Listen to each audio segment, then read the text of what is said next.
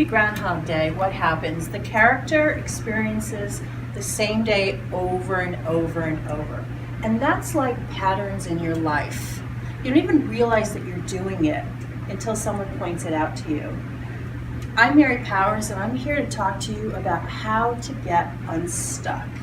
But before I go there, there's some information you need to know about your brain.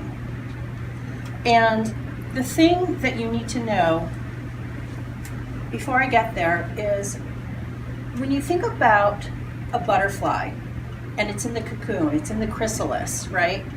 It wants to break through and become the butterfly and change, right? The same thing happens with you. You have to do the work to get to the other side. If you were to just cut open a cocoon and let the butterfly out of the chrysalis, it would die. And why is that? Because it has to go through the motion of breaking through its ceiling, its cocoon, to get body fluids pumping. And the same thing with you. In order to get to the other side, you have to do some work. It's not something that you can just be handed. Just like if I were to tell someone to come up and start singing, unless you knew the steps and took the steps to figure out how to do it, you would probably fail because you didn't have the experience and the know-how to make it happen. So I'd like to talk to you about the 3 things about your brain. The first thing that you need to know is that your brain is skewed towards the negative. Now, if you think back to caveman time, cavemen were in a place of survival. It was fight or flight. You didn't know if something was going to kill you or hurt you or make you dinner, right? And what happened over those days as being a caveman? They would listen to the sounds and they would embed the sounds in their brain to understand good sound, bad sound. If it was a bad sound, they hightailed it, right? If a pattern came in that they were like, ugh, right? And they ran out. But if it was a good sign, they didn't react. And if it was an unknown sign, again, it was fight or flight. They had to learn and experience what that sound was. And the same thing with you, right? If you hear an ambulance coming down the street, you go, oh, I gotta pull over, right? Because there's a pattern established. You don't think of a good sign, right? So the brain embodies all of these memories and uses them as a database and reference point for future experiences. So when you are ready to do something new, your brain wants to keep you safe, and it says, you don't want to do that, that could hurt you, and so then you start to get afraid. The second thing that the brain does, it always wants to prove itself right. You will find all of the proof that you need to back up whatever you believe. If you believe that your spouse is cheating on you, and you're in the same room with your spouse, and the phone rings, and he picks it up and looks at it and puts it down, if you believe your spouse is cheating on you, you will think, oh my God, he just got a phone call from her, and because I'm in the room, he's not taking that phone call. When in fact, all he was doing was making you the priority. He saw who it was and figured you were the priority. It wasn't important enough for him to take the call. So the brain is always trying to prove itself right. And the last thing is the brain loves patterns. Have you ever noticed that it's difficult to break a pattern? And if you're driving down a dirt road and there were cars there before you, there are indentations in the road where the other cars have gone. And it's hard to get out of that indentation. Your car is pulled in to follow that path. The same thing with your brain. It takes 21 days or more to set a new routine, a new pattern in your brain. And that's because the wiring says, this is the way we do it. And you have to create new neural pathways to create a new pattern. And that takes the 21 days. And we often establish patterns without even knowing it. So as I said to you before, the brain is always taking memories and storing them. So when it comes time to do something, it goes back into the brain and says, what were the memories? What is the pattern? And that's what we need to do again. So when you see a woman who grew up in an alcoholic family, and then you see that she marries an alcoholic, it's because being married to an alcoholic is safe for her. Going back to that brain of the caveman, that's what she knows, and that's what's safe. And it doesn't have to be safe in the sense of safe in regards to security, but safe in the regards to I know what to expect. So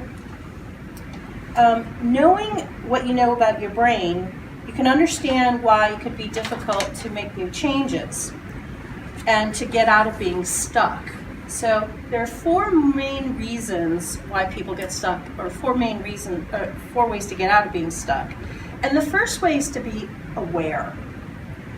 We often have mental chatter in our brain. And it's kind of like a horse. It's like a wild horse, right? Wild horse is going to take wherever it wants to go. And if you don't tame that mental chatter, you don't know where you're going to go, right? So in order to tame it, you've got to be the one in charge, and you got to pull in the reins. So how do you tame it? Well, it's about being aware before you react, so that you're in a place of action versus reaction. Remember, your brain wants to keep you small. It wants to keep you safe. It doesn't want you to do things that's going to cause it to go into a place of fear and the unknown. Going back to the caveman. Because being careless could cost you your life as a cave person, right? And then on top of your brain being skewed negatively, you listen to news, right? And that even impacts even more of the mental chatter, because it makes you tap into the universal energy of what's going on. And quite often, it's negative, right? Because we're skewed negative. The second thing that you can do to get unstuck is to stick to the facts, not the stories. The fact is, I don't know how to do this. The story is, I don't think I can do this, right? Thinking you can't do it is not truth. So it's like needing an oil change. Do you go, oh my God, my car needs an oil change. I don't know how to do it, right? Or you go see an expert who knows how to do it, right? So it's about realizing what you can do and go finding someone else who can do what you can't do, the expert.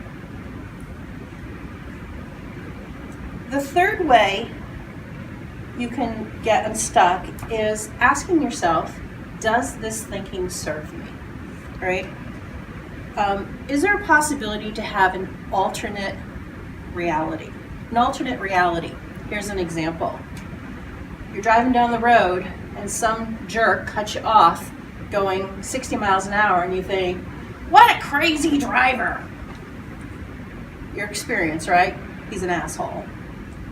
But the reality is, you don't know that that person just found out that their loved one is in the hospital and they've got minutes to get there before this person passes. Now you would change your thought about this, right? You can have an alternate reality. So how can we see life outside of ourselves, not letting our lives be the center of attention and see things differently? How can we see a different perspective of what's going on so that we can take the little steps to get unstuck?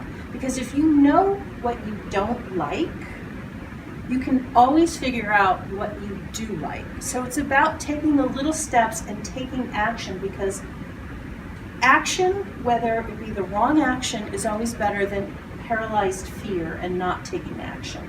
Because through that action, you can figure out what it is that you want. And the last way to kind of get unstuck is to address your fears, address your emotions, right? Too often our fears keep us stuck. We're afraid to do something, or we had a bad experience going back to the brain where we experienced hurt and guilt around something that causes us not to do anything.